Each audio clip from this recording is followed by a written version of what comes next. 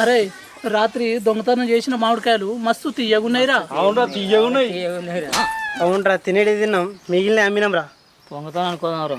పోదాం. అరే అవి తీయగున్నాయిరా, అవి ఎక్కువ రేటుకి అమ్ముకుందాం రా. సరేరా.